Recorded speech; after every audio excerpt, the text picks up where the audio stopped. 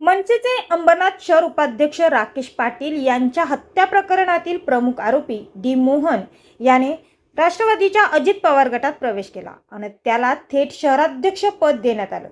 मात्र यानंतर दुसऱ्याच दिवशी जिल्हाध्यक्ष आनंद परांजपे यांनी या नियुक्तीला स्थगिती दिली.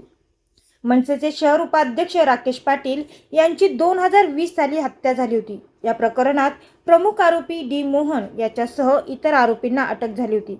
या आरोपींना आता न्यायालयानं जामिनावर सोडलं असून यानंतर प्रमुख आरोपी डी मोहन यांनी थेट राष्ट्रवादी अजित पवार गटात प्रवेश करत अंबरनाथ शहराध्यक्ष पद मिळवलं. प्रदेशाध्यक्ष सुनील तटकरे आणि माजी खासदार जिल्हाध्यक्ष आनंद परांजपे यांच्या उपस्थितीत त्याला नियुक्तीपत्र देण्यात आलं. मात्र यामुळे अंबरनाथमध्ये एकच खळबळ उडाली. पक्षप्रवेश करताना त्याच्या गुन्ह्याची माहिती पक्षाला नव्हती का, असा प्रश्न उपस्थित झाला आहे. मात्र यानंतर दुसऱ्याच दिवशी लगेचच या नियुक्तीला स्थगिती देण्यात आल्याचं जिल्हाध्यक्ष आनंद परांजपे यांनी जाहीर केलंय. अजय शर्मासह शीतल मोरे, मेट्रो न्यूज, अंबरनाथ.